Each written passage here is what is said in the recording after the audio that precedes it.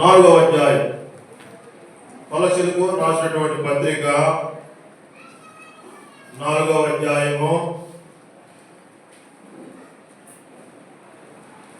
17వ వచనం. మనమంతా కూడా కలిసి ఈ భాగాన్ని మనము చదువుతాం. కొలసీలకు రాసినటువంటి పత్రిక 4వ అధ్యాయము 17వ వచనం మనమంతా కూడా కలిసి చదువుతాం. మరియు ప్రభువునందు మీకు అప్పగింపబడిన పరిచర్యను నెరవేర్చుటకు దాని గురించి జాగ్రత్త పడుమని అల్పింపుతో చెప్పుడి. అలాగే తిమోతికు రాసినటువంటి మొదటి పత్రిక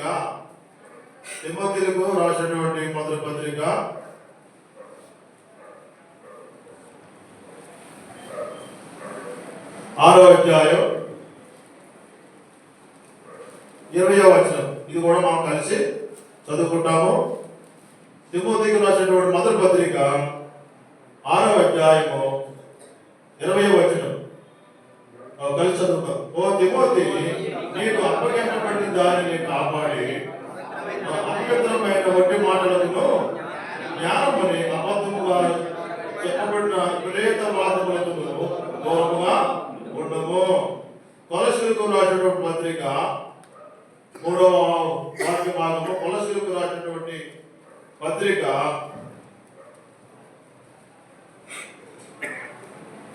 1వ అధ్యాయము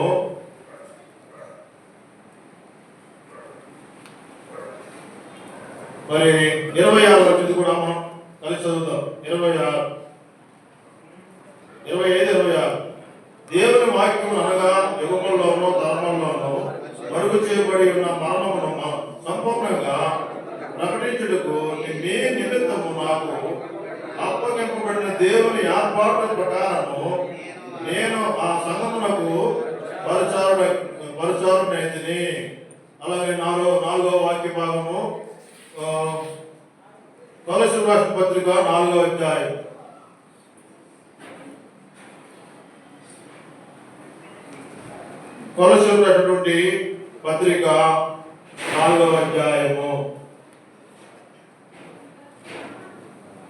13వ వచనం.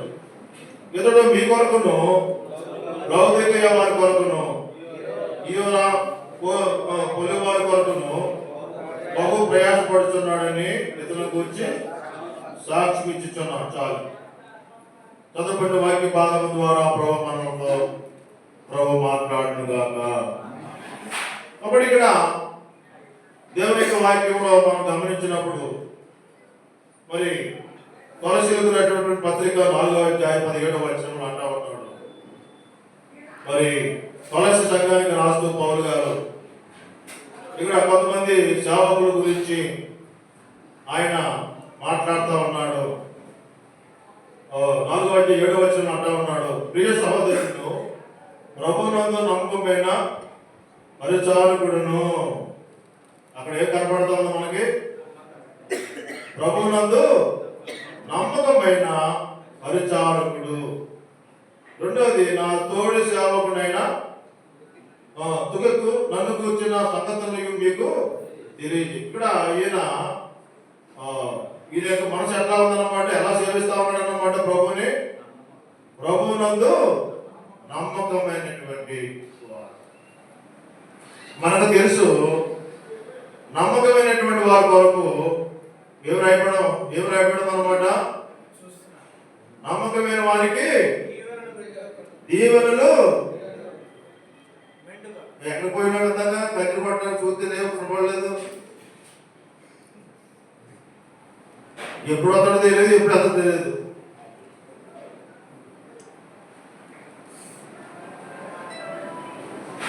వాక్యంలో కనపడుతూ ఉంది, నమ్మకమైన వారికి దీవెనలు. మనం దీవెనలు కోరుకుంటాం, మంచిదే. అయితే మనకేమంటారన్నమాట?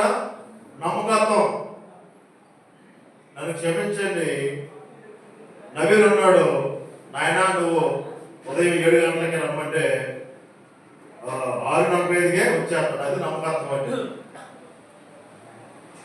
నవీన్ విజయరాజు గారు ముద్దు పెట్టారన్నమాట. విజయరాజు గారు ముద్దు పెట్టారు. పెద్ద బిడ్డ ఎవరు? చాణక్య గారు. రెండో బిడ్డ నవీన్ గారు.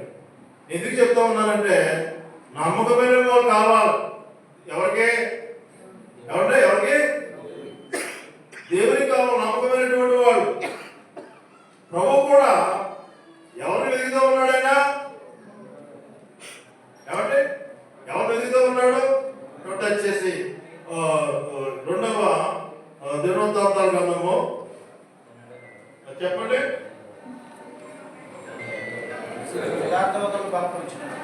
ఏంటమ్మా ఎక్కడి నుంచి చెప్పాలి? 15వ అధ్యాయము 9వ వచనం. దినోత్తాల రెండవ గ్రంథము 16వ అధ్యాయము 9వ వచనం. లేవదమ్మా. తన ఎడల యథార్థ హృదయం గల వారిని ఎవరిని ప్రభు బలపరిచేవాడు ఉంటాడు? ఎవరిని? తన ఎడల యథార్థంగా నమ్మకంగా ఉన్నటువంటి వారి పక్షంగా. మనం అనుకుంటాం దేవుడు సేవ చేస్తున్నాను అనుకుంటాం అంతే. అయితే దేవుడు సాక్షి ఇవ్వాలి. ఈనాడు నేను కానీ మీరు కానీ చేసేటువంటి సేవకి సాక్షి ఎవరు ఇవ్వాలి చెప్పండి? దేవుడు ఇవ్వాలి. మోషే గురించి ప్రభు సాక్షి ఇచ్చినాడు. మోషే నా ఇల్లంతటిలో నమ్మకమైనటువంటి వాడు. ఆయన గురించి రాయబడింది భూలోకంలో ఉన్నటువంటి వారందరిలో కల్లా నా సేవకుడైన మోషే సాత్వికుడు అని రాయబడింది. ప్రసాద్ గారు చక్కటి వర్తమానం చెప్పి 10 నిమిషాల్లో క్లోజ్ చేశాడు ఆయన ప్రిపరేషన్ మీటింగ్లో. ఇవన్నీ కూడా ప్రభు ఇచ్చినటువంటి భారమును బట్టి ఈ పరిచర్యని నడిపించడానికి అవకాశం ఉంటూ ఉంది. అన్నయ్య గారికి ఎంత అనుకున్నాను, శివనన్న గారికి ఫోన్ చేస్తే ఎక్కడో ఉన్నాం. ఏంటి అవి మరి ఎవరికి ఇవ్వాలి? మనం పరిచర్యలోకి వస్తామన్నామంటే మొదటిగా రావాలి. మొదట్లో వస్తే పరిచర్య పట్టడానికి అవకాశము ఉంటుంది.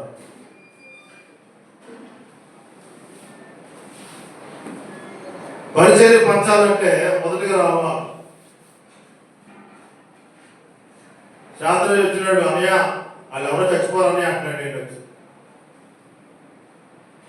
శాంతరాజు అంకులు అన్నయ్య వాళ్ళు ఎవరో చచ్చిపోరని. చచ్చిపోతే మనం ఏం చేద్దాం? నేను చెప్తూ ఉన్నాను సీరియస్గా. 1 నెల ముందు ఇస్తా ఉన్నాను ఈ డేటు. 1 నెల ముందు ఇస్తా ఉన్నాను. ఈ పరిచర్యలో ఎవరికి ఇవ్వాలో, ఎవరి చేత ప్రభు జరిగించుకుంటాడో అలాంటి ప్రతి సేవకులు కూడా దేవుడు వారిని వాడుకునేవాడుగా ఉంటూ ఉన్నాడు. ఇది నా పరిచయం కాదు, దేవుడి పరిచయం. ఈరోజు ఈ ప్రాసెస్ చూస్తే అసలు నాకు చాలా ఆనందం వేసింది. రత్నరాజు గారు వచ్చారు, నేను ఊహించలేదు. చాలా ఆనందం వేసింది. ఇప్పుడు ఆ తమ్ముడు అంటా ఉన్నాడు, అన్నయ్య నేను కంటిన్యూగా వస్తాను అన్నయ్య అంటే చాలా ఆనందం వేసింది. రత్నరాజు గారు ఆయన పెద్ద సంఘం తలుపులు. నాకు ఎంతో ఆనందం వేస్తా ఉంది.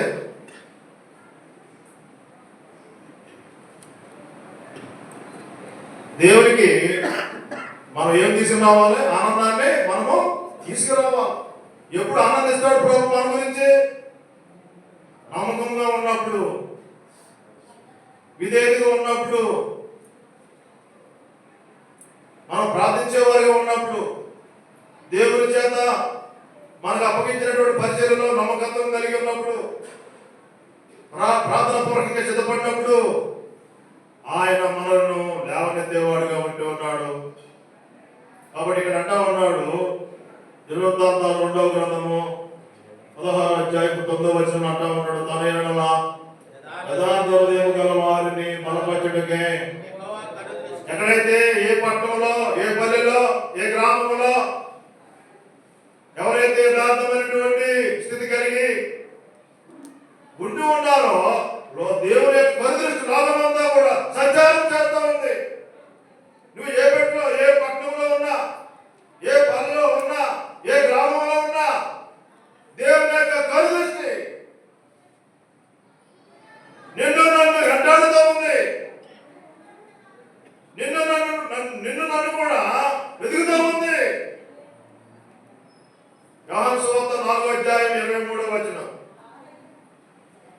యోహాను సువార్త 4వ అధ్యాయం 23వ వచనంలో అక్కడ ఏమంటా ఉంది? అయితే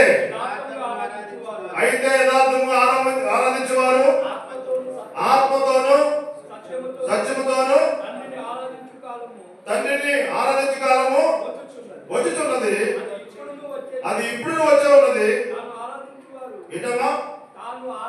తన్ను ఆరాధించేవారు, సరిగా చదువునైనా, తన్ను ఆరాధించేవారు ఎలాంటి వారు దేవునికి అవసరం? యథార్థంగా ఆరాధించేవారు, యథార్థంగా సేవించేవారు, నమ్మకత్వం కలిగి దేవుడిని వెంబడించేటువంటి వారు దేవునికి అవసరం. లోపల మాట బయట మాట అంటే దేవునికి ఇష్టమయ్యేటువంటి సందర్భం కాదు. తను ఆరాధించేటువంటి వారి కొరకు ఆయన ఏం చేద్దాం అన్నాడు అనమాట. పుట్టినట్లు ఉంది. ఎంత అద్భుతమైనటువంటి మాట. ఆయన నిన్ను నన్ను వెతికే పనిలో ఉన్నాడు, కనుగొనేవాడిగా ఉంటూ ఉన్నాడు. ఆయన నీ కొరకు నా కొరకు ప్రయాసపడేవాడిగా ఉంటూ ఉన్నాడు. ప్రపంచ ఉన్నాడు ప్రయాసపడి భారం మోసుకొనిచున్నటువంటి సమస్త జనులారా నా యొద్దకు రండి. నేను మాట్లాడుతూ ఉన్నాను, నేను చెప్తా ఉన్నాను ప్రభుపక్షంగా.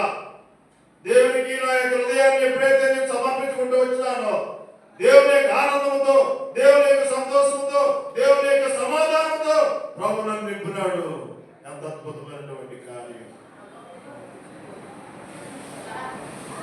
కాబట్టి నేను ముగింపులోకి వస్తా ఉన్నాను. ఇక్కడ అంటా ఉన్నాడు కొలస్సీలకు రాసినటువంటి పత్రిక 4వ అధ్యాయంలో మనం గమనించినప్పుడు, ప్రభువునందు నీకు అప్పగింపబడిన పరిచర్యను, దేవుని ద్వారా నీకు నాకు అప్పగించబడినటువంటి పరిచర్య ఏదైతే ఉంటుందో, సంఘ పరిచర్య అయినా, సంఘ ప్రార్థన అయినా, సంఘ ఆరాధన అయినా,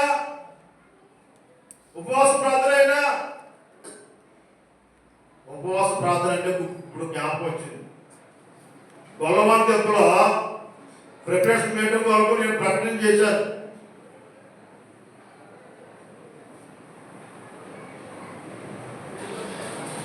డిసెంబర్ 19వ తారీఖున జరిగేటువంటి పరిచర్య కొరకు ఉపవాస ప్రార్థన నేను పెడితే, డిసెంబర్ 10వ తారీఖున ఒక్కరు రాలేదండి. ఒక్కరు కనపడలేదు నాకు. ఏమైపోతామో తెలియలేదు నాకు. నరసాపురం నుండి ప్రసాద్ గారు ఒకళ్ళండి, సత్యానందం గారు ఒకళ్ళు, యోవేలు నలుగురు వచ్చారు. తర్వాత సాల్మన్ గారు, అన్నయ్య గారు, 10 మంది లోపు.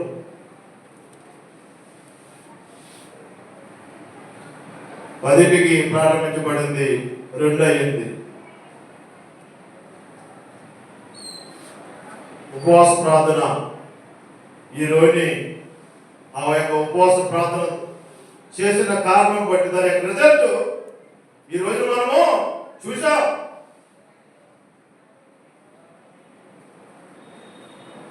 ఒక సోమరాజు గారు అత్తగారు ప్రార్థన చేసింది, నా హృదయం తాకింది. ముసలావిడి గుండె కూడా వచ్చింది ఆవిడికి. ఆవిడ ప్రార్థన చేసింది, నా హృదయాన్ని తాకింది. అంత చక్కటి ప్రార్థన చేసింది. ఈ రోజుని ఎంత చక్కగా ఈ పరిచర్య జరిగిందంటే, ఆనాడు 10వ తారీఖున జరిగినటువంటి ఉపవాస ప్రార్థన. కాబట్టి ప్రభుత్వం అయితే మనం జనవరి 22వ తారీఖున మరి నూతన సంవత్సర మరి కృతజ్ఞత కూటమి ఏర్పాటు చేపడతా ఉంది. దానికి కూడా మరి ఉపవాస ప్రార్థన ఏర్పాటు ఉంటా ఉంది. రండి, చక్కగా కలిసి ప్రార్థన చేద్దాం. ఆ ప్రార్థన దేవుడు ఆలకించేవాడు. కాబట్టి ఇక వాక్య భాగంలోకి వచ్చినప్పుడు ఎట్లా ఉన్నాడు, ప్రభువునందు నీకు అప్పగింపబడిన పరిచర్యలు ఆయన ద్వారా నీకు నాకు అప్పగించినటువంటి పరిచర్య ఏం చేస్తా ఉన్నా, ఏ రీతిగా వాడుతా ఉన్నా, ఏ రీతిగా ప్రయాసపడతా ఉన్నా, మనం ప్రశ్న వేసుకుంటున్నాం. సమయం మించిపోలేదు. ఏమండి, ఏంటంటే సమయము మించిపోలేదు, ఒక అవకాశం ప్రవేశిస్తూ ఉన్నాడు. విలాప వాక్యంలో ఉంది. ఆ విలాప వాక్యంలో ఏంటి ఎన్నో అధ్యాయం అది? మీరు ఇప్పుడైనా మీరు ఉపవాసం ఉండి చదవండమ్మా. విలాప వాక్యములు యోవేల చదవండి.